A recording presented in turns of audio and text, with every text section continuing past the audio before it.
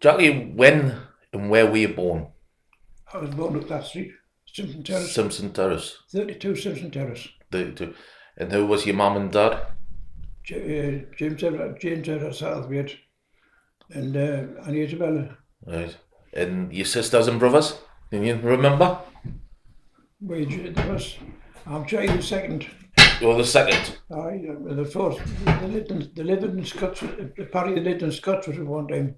Right. Miners lived in there, and they were what they called the huts. Right. And the miners in the village in Scotland were playing kites, and they had a fire on. Right. And my younger brother Jackie had a photograph of the woodbine packets, and one of the young ones wanted it off him. He wouldn't give him it, so he set fire to him. Aye. And he ran up the street home. He ran home. Aye. And he collapsed, but he died in the hospital. He died in the RVI. Did he? Mm-hmm. Right. That was Jackie the first. That was Jackie the first. That was Jackie the first. And then Jimmy was older. I think Jimmy was older than me. Jimmy lived up here at the street, yeah. Right. And then there was Annie, Hilda, Lillian, Alec, me, Billy, Raymond. There was quite a few. There was 30 of the family altogether. Aye. So, can you remember anything about your childhood, Jackie? Can you remember anything about your childhood? Like, did you hang about Blucher? What, you know? My dad used to watch it. My mother's a caretaker here at the chapel. Right. And he used to say to my mother, he used to stand at the front door and count on a Sunday afternoon, come to the chapel. There's only 10 gone in, or only 5 gone in. He would count well. And a butcher was Edwin. Edwin was missing. He was the one was missing. Edwin didn't come to chapel. No. But I used to come like my mother to put the boiler on and carry coal down the street. We was getting a lot of coal tipped at the back door because we walked to the pits. Right. And my mother used to fill coal, carry down the street, and we'd lay the boiler downstairs down here. And I used to stop here on the end to keep the boiler racing. I used to go down the village picking shoes up, miners' boots. Aye. Because he used to hide the boots away. Right. My dad walked to the pit and then pit houses. And when I was 14, in 3 days, I left school on a Friday. What school did you attend, Jackie? I went to Walbottle School. Walbottle Village School. And there would have been, it's Walbottle First School now, isn't it? Aye, and I was a good scholar. At least I was a good scholar at school. So when you left school, did you leave school for the pit? I left school, and the manager lived in the big house at the back of the village. What was his name? Do you remember? Joe Todd. Joe Todd. And he said to me, Dad, if your daddy doesn't get in the pit, out your house. Because we're curry houses. Right. So your dad didn't work down Blucher, he worked down Warbottle way, didn't he? My dad worked in Coronation. Right, but he lived at Blucher. Mm-hmm. Did you not have to work at Blucher to get a house, Jackie? Or? No. No? They were all pit houses. So who got you the job at Blucher? Who got you the job at Blucher? The manager said to me, Dad, if your light isn't going to do in a pit, out your house. Aye, out the house. Out your house, because we're tight houses. Go up in the pit. So you were working down Blucher pit. Do you remember how feet it was, like the depth? 73 fathom. 73? Fathom. Right. That's 73 times 6 foot. Right, great. So it was quite deep, isn't it? It was a deep shaft. How long did it take to get to the incline? How long did it take to get to the end, like the incline or the pit end? I don't know that. Don't know. So what was the conditions like in the pit, Jackie? Well, there's a fella up the street here, four doors up the street, called him Alf Hubble. Right. Alf Hubble. And he learned me to, I was covering tubs on the shop on him. But he was a splicer. And he learned me to splice. Right. And the lad from Walbottle, lad Jimmy Duckley, from Queen's Road, Walbottle, he worked at North Walbottle. Right. And he spliced a different way.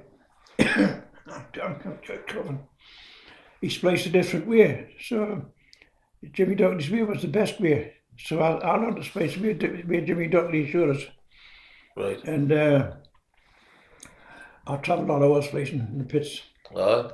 I got a good wage here. The manager. What was your wage like, Jackie? Do you remember? Do you remember how much you got paid down the pit? 20, what? Old money. Old money or new money or? Old money. I got. I had that written down in the book for you. Could you stand up in the pit? What was the? Oh, you could walk in the pit. You walk all over. You walk all over. What about the rats? Was there many rats in that water? Was there like rats or water flipping about? I only walked in one pit where I seen a rat down the drift. That was it. That was at Brinkley. Alright, where's that? That's a drift in Brinkley across the country there. Brinkley drift. I seen a rat down doing the drift. There's a rat doing the drift. Look for a walk. So I'd £23 a week for my wage. £23 a week. Aye, that was kind of. And the manager seen us. The manager recognised that I was a good splicer, and he gives us what they call a skilled shilling. Right. You got a shilling extra on your wage for being skilled. Aye. So I got a skilled shilling. Oh, that's good. But I worked at Blucher pit, and then I went from Blucher pit to you know your time at Blucher? You know your time at Blucher? You lived with your ma and Dara, you would have. No, I lived in 15 by Terrace. Did you? I lived with Jack Hansen. All right. Jack Hansen was an old man, and he no drunk. People didn't like him. Aye. Because they didn't like the beer, but he offered me a house at least 2 rooms. All right, aye. Well, 2 rooms upstairs. Yeah, I never knew that, Jackie. Aye. So what was your beer like them days? How long was the shifts and how many hours did you work down there, Jack? Well, you went down the pit 9 o'clock in the morning. As you're 10, you went down the pit. Right. And when I got in the cage across here, the bloke on the way last see us get in, and he dropped it quick, just to give us a fright. Because your heart comes in your mouth when you can't do it. So how many hours would you spend down the pit at a time? 8-hour shifts. 8 hours. Was that every day, like Jackie? Every day, 8-hour shifts. Hard work, man. It was hard work, but I learned to be a splicer, and I went all over the countryside splicing. And can you remember the pit you went to? Well, I went to see. I was caught in Durris, and I was sitting in one of those houses, and I says, "Where's the Algernon pit?" He says, "That's across there." I went to the Algernon pit. Aye. That's a tray or more. Right. And what happened there? I went for a job. I went on my bike because I just lived local. I lived in Forest Hall. Right. Palmersville. And I went on my bike. And when I went to the pit, and the manager says, "How do you splice?" I says, "I splice single strand." Oh, he said, "We do double strand." Yes, that's the right way to splice. You splice single strand, 1 strand at a time. He said, "We splice double strand." So I was only 26, and the fella, he must have gone to work and tell them. He must have told he had all his officials at a meeting at the weekend, and he says, "There's a young lad come here, 26. He's going to learn his all how to splice." And that got the backs up. Aye. So when I went out on an awful job, I went up on the pit heap to get in the cage, down the pit, and this bloke called Dick Laws, I was walking with, I was shed going to him up there. And I said to Dick Laws, "Right, we're going to do the pit, all right, let's get the cage." Oh, he says, Harry coming. Harry was the 4th shift man, being doing the pit in 4th shift. Right. Through the night. And he says, "Get away, I'm going to talk to him." So he didn't want to talk to me. And when I went down the pit, I wish I'd never gone, because the first rope I seen was coming. There's a space, it was clicking and I pushed up. Right. I said, "We're going to stay in that rope, Dick." He says, "Well, we're not decent with it." I says, "Normally they just spray the spike and put a strand through and chop it off. But it's beyond that condition." I says, "That cannot run, we've got to put it right." So at the weekend, on the Saturday morning, I says, "We're going to do that rope. We'll do it on Saturday morning." "All right." So this auger broke. He deliberately run the rope. It was about 3 miles long. Oh, man. A mile and a half each way. And he run it out the road. So I couldn't get a start at 6 o'clock. When I started at 6 o'clock, I went to walk. And I couldn't get a start at 6 o'clock because the rope wasn't there. I had to run it round till it come round. And we got it. I says, "I'll do it. We'll put 150 yards in." So I got 150 yards of good rope and put it in, spliced it in. And the postman says, "Jackie, just gone home. When you're ready, just get finished and tidy up and gone home." The next week, there was another rope in trouble. And I was in, because I was only 26, I was in the fire in the pit carrying rails on my back and laying tracks. And there were 15-foot rails, or heavy rails. Oh, imagine. However, I was trackling and all the belts stopped, and I come out and I says to one of the lads, "What's one of the belts?" "Do they call you Satterthwaite?" I says to the, "Oh, you're going to get a notice." Choice language. I says, "What for?" He says, "You put a rope on the weekend and you made a mess of it. It's hedgehog, it's got a strand come out and it's pushed up, and it's crippled 500 yards of rope." I says, "I wasn't in the weekend. Where you gotta get the sack, the boss wants to see the office I need." So I got the union man with the office, and he says, "I've got a good way to sack you." He says, "You tell me when you come here you're going to splice the ropes." I says, "I wasn't in the weekend. I didn't splice that rope." "You didn't splice that rope?" "But who did it?" I says, "Well, I didn't do it, so that's for sure. Because I wasn't in. Say the takekeeper, I wasn't on any other day in the weekend." But there was a fellow who, I left there and I went to the Monday pit. I got a house at North Warwell, I got a house at Dunedin, West Denton. I got a house there, and I moved back to the Monty, and I went to the Monty pit. I can't do it on the bike. I bother doing the bike. So I went to the Monty, and there's a fella there called Bob Porter. He lived in Prudder. Right. He didn't like me.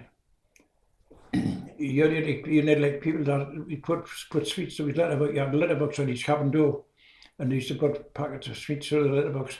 And got a weekend shift in. He's got to come out there on a Saturday morning, I'd put a packet of sweets through the letterbox. But Bob Porter, no, there's a rope there. There's a rope there in trouble. It was a big heavy rope, and it was in trouble. And the lad in the village here, Arthur Buchan, he walked us. And Arthur Buchan and me I said, "Well, let's splice that rope, we'll repair it, with a patch and repair it." And I had to stop the rope and repair it. I did repair it because you just had to get slack, and because it was on a drift, you just reverse the tube, so you used to bring it slack under you. But I repaired the rope, and the place I lived in Monty, and lived in the village at Monty Road somewhere. In this place, I says to this manager, this Owen said to the splicer, "Harry, chop that space. He's repaired that rope. You better check it over and cut it out if you need to." Well, the next day I seen the space, I seen the road fell in district, and he says, Jackie, I didn't cut it because I couldn't find it. I couldn't find the bad part. The parts where he repaired. I said it wasn't a bad part. However, he didn't like me. He didn't ask me very good. And but I worked hard at the money. And when the money closed, I got a job at Havana. And the Havana people said, we're just getting the lad we wanted. We've got the bloke we need. So I spliced ropes at Havana for a long time. But on the Havana Drift, there was a big cable belt, a big belt. The belt was raised on, his table. And the belt, there's a rope underneath. And the rope carried the coils up the drift. The rope carried the belt up the drift. But the belt didn't have a motor on. The belt had just a torn end on. And it was resting under these ropes, the two ropes. The two ropes they had carried the weight. Well, I went the weekend my mother died. I went on the Friday to the pit and I says, we've got to put a new rope on the drift, on the belt. I says, I can't come in tomorrow morning. And there's a bloke says, just you can bury your mother, we'll put the rope on. So, well, the funeral on the Friday, my mother died on the Friday. There was a funeral on the Monday, and I went to work on the Tuesday morning. And the man just said, I want you in office. What's the man to know? Are you not heard? I says, no, I haven't heard out. What have I missed? He says, the basket cut the wrong rope. His language was choice, he was just swearing and awful. Big fella.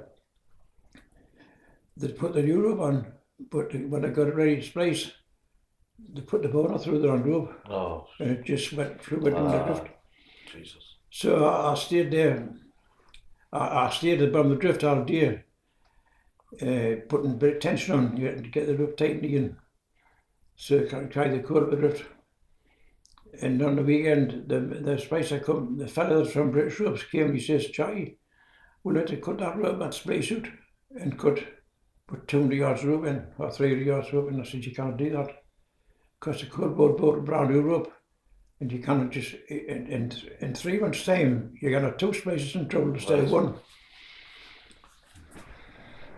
So he says, what can you do? I said, you let it take the splice above the drift and unpick it, open it up, and throw it. He says, I haven't got a man of British Ropes, I can do that. But I'll do it. And the manager says, Jackie, come in and do it and get yourself away home. And I remember the lad used to live at Throttley. He used to maintain the bed. He used to probably clean it up and do it, keep it tidy. And he said, Jackie, have you got hold of pit saddle? Right, so I made sure I got the rope the drift and I got it done and spliced it. But I opened it all up and I got it done, sorted it, and we got away home. However, what happened from there?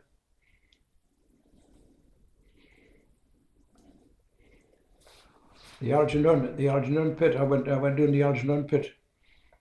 Where's that, Jackie? That's at Shire Moor. Right. My father-in-law says, that's it, I took the window. That's it across there. And I went there, and there was a bad patch on the rope there.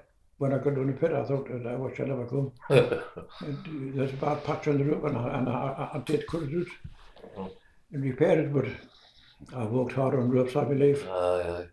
So when you were in Blucher, Jackie, you know, when you worked in Blucher, did you ever go to the canteen out like that? The canteen, you get a tea cake for tuppence. Aye. The tea cake and a butter, it's gone. For a butter tea filled at the canteen, lying in the gardens. And do you remember who worked there, like, Jackie? Aye. Do you remember who worked there? There was John on the front street. Oh, there's John. Oh man, he was the joiner on the pig yard. Right. He was the joiner. Wow. He fell down the shaft at the finish. Jesus. He had an awful death. Oh, I read about him. Edmund Jordan. Aye.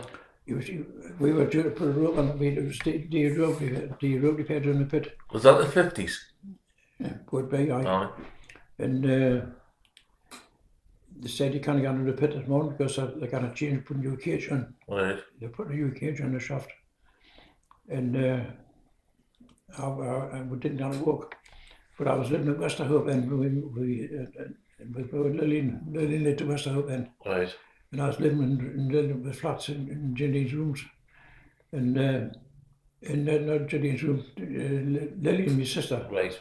She lived at Westerhope and I was living at home. And Jodie Beck. And I come down here on my bike, my mother says there'd been an accident at the pit. Oh, right. So I went and found it. I went around the pit and found it. What had happened, they'd been putting a cage in, and the cage was about 10 foot long, yards, about 4 foot square, 10 foot, had a chain, a big chain on here and a chain on there. And they brought it from the new cage from the blacksmith shop, being repaired. And they brought it across on the tub bottom. It was only 4 foot, the tub was only 4 foot. And they brought it across on the tub. And the bloke on the window was just a new lad on the window. He was lying on the window. Aye. And he had the doors open and he's watching what was doing. And they put the 2 chains on the top. And then instead of using his signal box to signal to the window and standing back, he just shouted. He shouted to the windowman to lower the rope. Right. And what happened? The cage was in the shaft at the bottom. And the weight of the rope, it just tipped up. The thing just tipped up, and it come forward and hit him and knocked him straight to the shaft. Aye. Jesus. He went to the bottom of the shaft, and the front of him on the capied. Aye. Jesus. But they could gone from one pit to another. You could walk underneath from the coronation pit. You could come down to the coronation shaft and walk underneath the ground and come over to Blucher. Right. You can, Isabella Throtty, there. They're all tied up. Was there only one shaft at the Blucher? Like, was there only one entrance in Blucher, was it? There was one shaft, but a small a shaft where the power station is now. Right. Or a shaft there. There's a shaft there somewhere, but we only went to see if I was doing a bit. Right. Didn't get the button. Did that ever get capped, like, Jackie? Did it get capped? It got capped. Did it? So where did you go for your wages, Jackie? Was there a payment office at the top? Aye, at the top where the manager's garden at the bottom. Right. Before you went into the pit yard. Right. There was an officer saying you can't have a pay. Aye. Right, Jackie, you know, you got involved with the church. How did you learn to play the organ? Did you learn it by yourself, or? I taught myself to play. You taught yourself? We've got a beautiful pipe organ in there, it never gets played now. I never knew that. When did you start playing, like, Jackie? When did you start playing in the church? Well, Union Hall Road chapel closed. And it's closed the chapel, Union Hall Road. Right. I've got all the dates. I should have got my book, because I've got all that in the book. But the organ at Union Hall Road was for sale. Right. And they said to me they'd sell it for £50.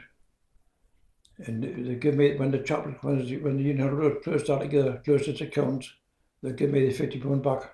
I never got the £50 back. Yeah. But I got the organ. You got the organ, man. And it cost a lot of money to put it in, but it's a beautiful organ. Yeah. Never gets played now. So how long have you been involved in the church, Jackie? Since I went to school. All my life. Hey, you know, your dad, was he Blucher chairman, was he? Who? Your dad, your father. He sat Blucher Club. Was he the chairman there, was he? No. Was he a steward or something? He used to get a tour on the Satterthwaite and book tours for coming. Right. Entertain at the club. Right. And did you often go across there, like, Jackie? Did you often go across there? I never went to the club. No? No, went to the club? No. So how did your mum and dad meet? Because I heard a story that he was hitchhiking. my father lived at Penrith. He was Right. bred and born in Penrith. And he walked from Penrith down to Newcastle, looking for work. Aye. And there's a seat at the top of the village, on the top of the front street. There's a seat there at the roadside, and he was sitting on that seat. And he was sitting on that seat having 5 minutes. When my mother lived in the, Jack, they lived in the top of Spencer Terrace, Right. that road there. And what happened there? My father came, they came to the corner of the street, and they were saying, how are you acting? He said, I walk from Penrith. I've got a sister lives in the village called Polly Bell. Somewhere, she lived on our street. And they took him to where his sister lived. Oh, did his sister live in Blucher, did he? His sister lived in Blucher, called Polly, and she married somebody called Polly Bell. Aye. Do you remember the name Jack Rigg? Who? Jack Rigg. Jackie Riggs. Aye. The back street. Aye. I used to look after him in a nursing home. Where he used to tell us a bit of some stories in Blucher.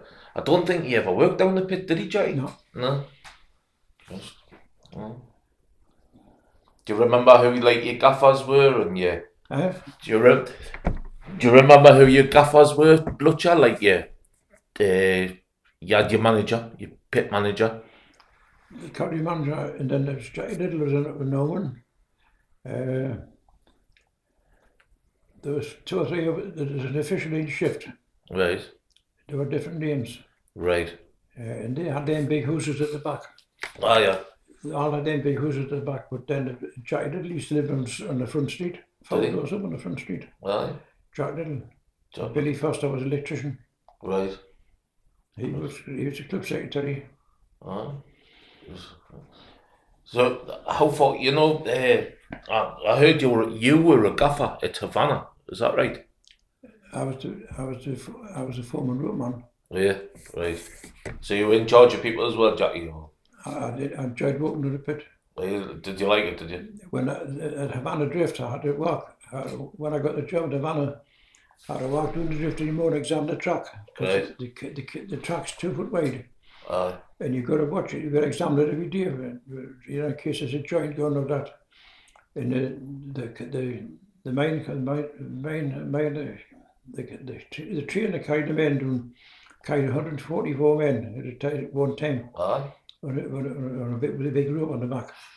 And it had brakes, it went too fast, it would trip it. And then I pump it up again and lift the brakes up. Aye. But I had to examine the track every day. Right. But my main job was to examine the ropes. I was the rope man. Aye. That's good. Do you remember?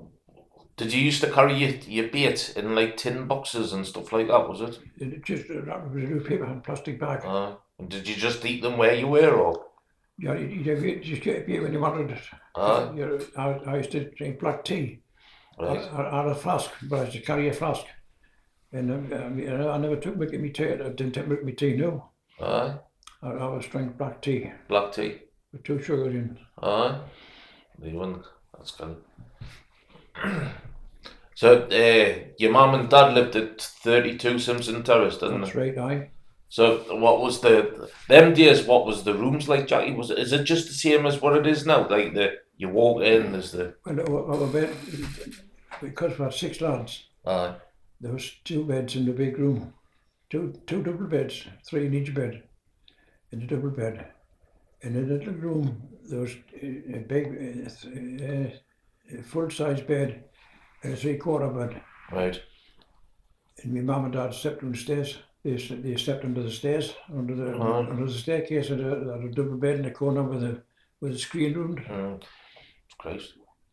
I imagine most of the guys would have been doing shifts. They would have been doing shifts, so some would have been doing night shift and some would have been doing day shift. Different shifts at the pit. How long did your dad work down there? Was it North Forbottle? He worked at the Coronation. Coronation. How long did he work there for? Do you know? Until he retired. And he's 60. It would have been 66 or something like that. 65 and I retired. Aye. Did you get a pension like Jackie? Not really. No, wasn't out like that.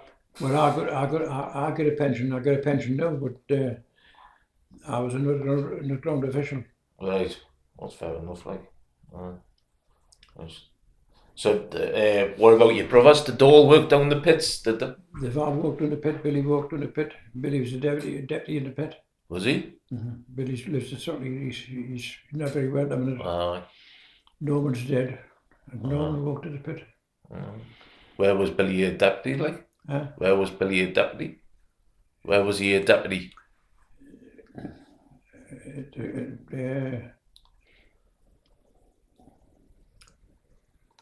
Frotley? No. No, it wasn't Sutton. It was.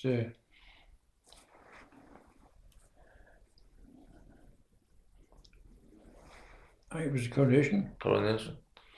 So what was it like receiving your m.b.e? Well, it's a surprise. Well, very surprised, eh? I was surprised. I was invited to the Queen's garden party. Right. I've been to Buckingham Palace. Did you meet the Queen, did you? And I met the Queen. Oh, good. I thought she was a lovely person. Was she? Oh, jeez. So you got an m.b.e. What was it for? Was it for culture? For me walking Blucher village. Aye. Well done, Jackie. Did you get a medal and everything? I got a medal. I could have put a medal across that you see, and I got a medal. Oh, good. Jesus. I got a Queen's medal and it was there. Aye. So, Christ.